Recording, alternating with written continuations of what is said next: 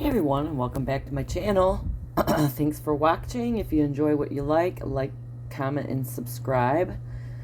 So this is Lex. He is my 8-year-old Morab. So that is a Morgan Arabian cross. He's not papered, but I did have a DNA test done with him, on him. And that's what he came back, which is kind of what I thought he was. So I just wanted to do a voiceover on this video to kind of explain what's going on here. So we've been taking dressage lessons, classical dressage, with my trainer Sherry Nelson, and she has been having me do leg yields or side passes. It's mostly side passes now. Before it was more of a leg yield, but I still like to leg yield him occasionally because he really is stuck in his ribs to the left. He has no give. So basically what I'm doing is I'm trying to figure out how to do a leg yield or a side pass, depending on which one I'm doing at the time. I mean, I'm really good to the right, but I'm not as coordinated to the left within my body. So she does it great on him, has no problems, but I have a little more trouble to the left. So I think it's getting much better for both of us. And I'm seeing some real improvement in him. So that's great. But basically what she's asking me to do is to do a little bit of a leg yield or a side pass and then ask for trot to get him off that. And she said once you feel him come off your leg, then ask for the trot, just for our departures, because they're not real great either because he's so green. But anyway, so basically that was my focus today, was just basically asking him to come off that leg and do a leg yield or a side pass and then go into trot. And I cut a lot of this out because there was a lot of walking and boring stuff, and I figured I'd save some of the more interesting aspects. Of course, I find it interesting. Aspects of what I was trying to do with him this day. And sometimes I'm not even sure what I'm doing with him. It's funny. So anyway, yeah, he's much better going in this direction than he is the other direction. And it's hard for me to keep him straight because it's a coordination of hand and leg and hand and leg. And like I said, I'm just not as coordinated to the left as I am to the right. So anyway, I know his head's up and his contact is really inconsistent, but I wasn't really worried about that yesterday when I took this video. What I was really focusing on was trying to keep him straight and not let his shoulders get in front of his hind end while doing this. I had ridden him the day before, and boy, he was super strong, so I was not real happy about that. Like, I literally have blisters on my hands from holding the reins because he was so strong and heavy in the mouth. So my goal was today was to just try to keep him straight,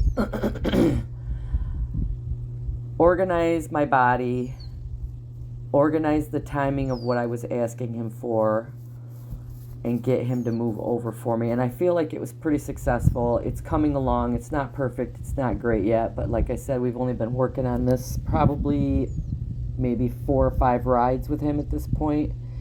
And he does catch on really quickly, but he can be a little stubborn sometimes. Anyway, this is our warm-up. The fun stuff's coming. Yeah, you get to watch me trot around on the wrong diagonal. It's like I've never ridden before. It's so funny. But like I said, I was just super focused on getting him to come off that inside leg in his body and keeping him straight so that he wasn't bulging out either one of his shoulders. And he has a really bad tendency to want to fade towards the barn. He gets really fixated on what his buddies are doing or where they are or why can't he see them. And he gets a little tough sometimes coming up. When we get closer to the barn, he wants to kind of drift to the barn, which isn't too bad to the right, but to the left, it really is difficult. So I figured I'd just do a little bit of change of directions, work on getting a change in the bend, And it is so much better than what it was. So I really thought he was hanging on the left rein, and my trainer rode him, and she said, no, he's really hanging on your left leg.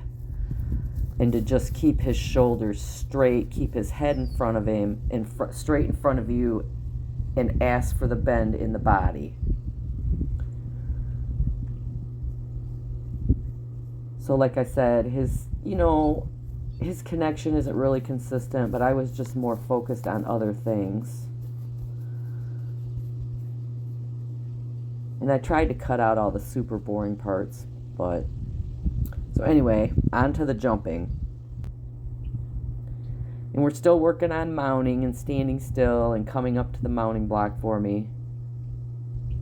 Moving his little butt over so I can get on him. Good job. He did really good that day. And standing still while I mount him. He used to stand dead still, and now he's like, yay, let's go.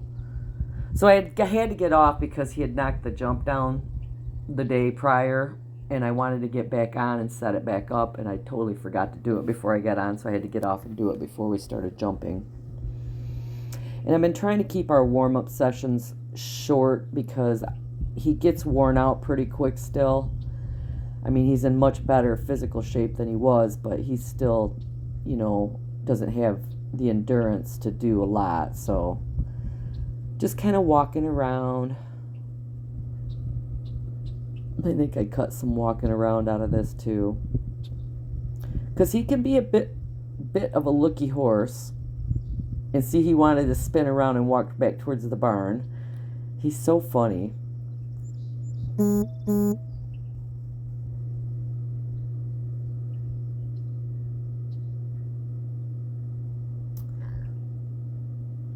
So anyways, this starts kind of slow. And it's real messy, but my main goal really in the jumping right now is getting him straight in his body to the fence and getting impulsion. See, he wants to fade to the barn every time we jump, and I kind of let him get away with it, but I started to correct it after the first couple jumps.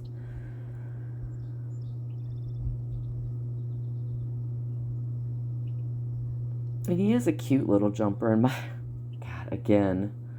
my form is really bad. I'll start working on it once he gets a little more secure. I'll start thinking more about my form. I kind of did, but right now, like I said, I'm just trying to think straight and forward and impulsion. And see, he kind of like almost fell over that jump because he wasn't really paying attention. He gets distracted easy too.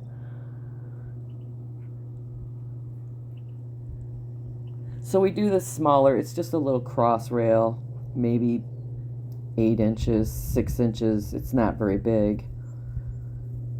And working on our approach and just keeping him relaxed and happy.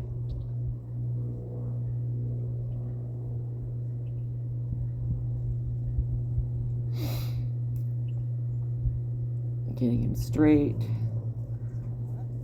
Asking for a little more impulsion. There you go. Good job. He did good. See, still that fade. I need to start prepping for that sooner. So then I think I come down and I'm trying the bigger jump. And the bigger jump was about 2 foot to start.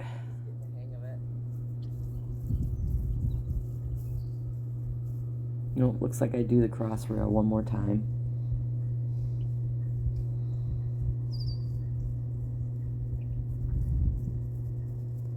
Soft hands there. Now I'm starting to ask him not to do that and to just go straight and keep moving instead of stopping now, because he's not rushing off away from the jumps.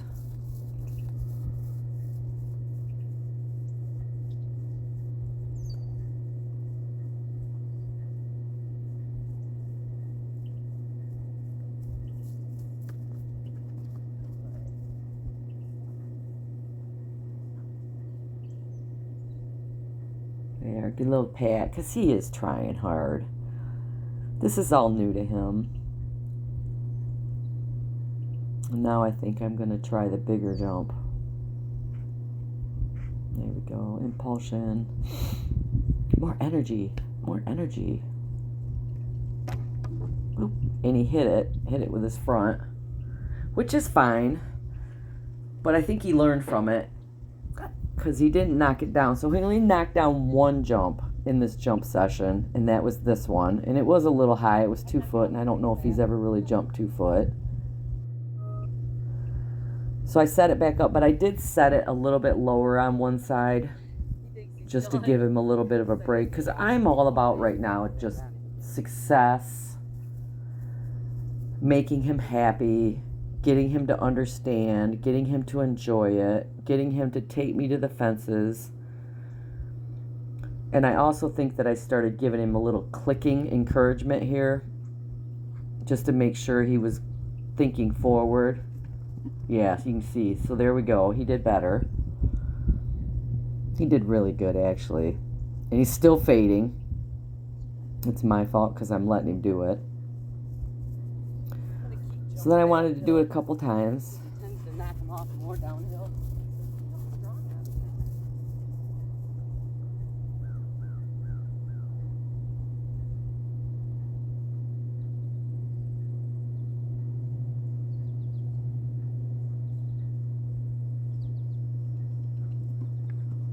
And I think it's at this point that he's really kind of starting to get into it. Like I feel him, he's more energetic, he's more up, but not crazy up. This horse has great energy. I just love him. He's such a good boy, and he really tries. And he's not naughty. And he's not really crazy spooky either. I mean, he can be looky, and yes, he does spook, but he's got a really good brain.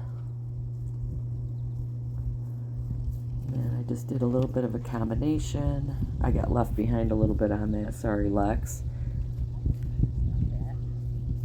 See what I mean? Never a dull moment, but never really a horrible moment either, so there's that.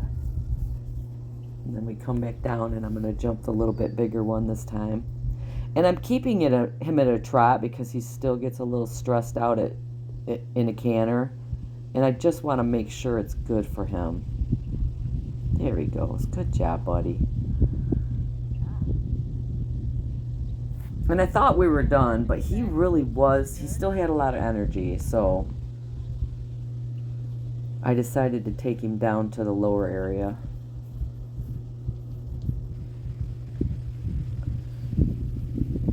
So again, just, telling him what a good boy he is, letting him know I'm happy with him. And he can get a little spooky along this grass area. There's some trees right there, and he has been really spooky by that. So I just kind of wanted to walk him through here just to let him have a look and actually to get a feel for how he was feeling and what he was thinking about all that. And if you watch, I believe this is where you can see, I ask him for the trot, but I'm asking him a little bit to give a little bit in the ribs. And he was a little stiff. It wasn't that great. But he actually loves this area, to jump in this area. So boink. And he is game on because he knows we're going to canter up the hill. And of course, Pivo quit working there, so it doesn't always catch me. I thought I had it far enough away, but I see that watching this video, I'm going to have to set it a little farther away from the jumps because it loses us. Oh, here's the one where I asked a little bit better. In there, he came off of my inside leg, so I asked for trot. He's such a good boy. I mean, he is just boing. Okay, he even landed on the correct lead, which is his more difficult lead. So this time I slowed down to a walk so that I knew it would get us. And I love this about him. Walk to canter departure. I don't always get that, but it's awesome when I do. And then we just go up this big hill. And there's a little cross-country jump up there also that I jump. It's just too far away. So here we are coming back down. After that, I trotted him back over it after we cantered over it. And he does canter that jump really well. because it's a nice straight lead up and he can relax and focus and not be freaked out about cantering, which he's getting so much better about. And I just walked him back down the hill.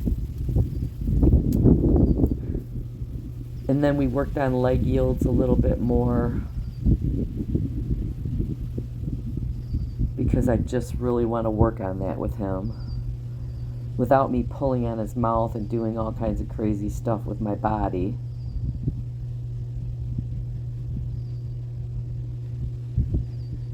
There he goes.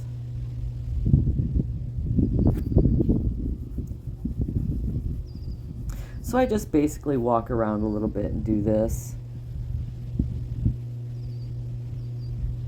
See how he bulges out through the shoulder, and then I'm trying to correct it, and there it is. He's a lot straighter. There we go. And it's just like Sherry said, it's not one rein or the other. You kind of got to figure out what he needs at any given second. So I've been thinking about that. See, he gets ahead in the shoulders, and then I have to slow that shoulder down so his hind end can catch up to him.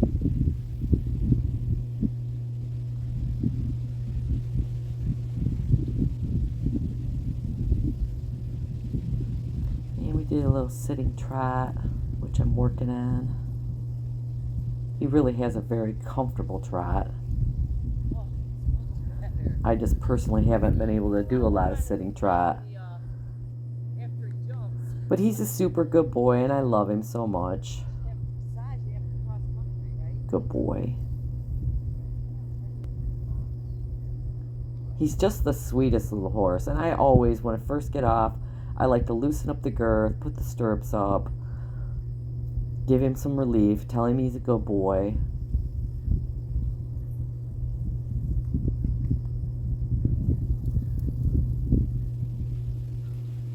Give him kisses. Give him a treat because he knows it's coming. Look, he knows he's getting him a treat.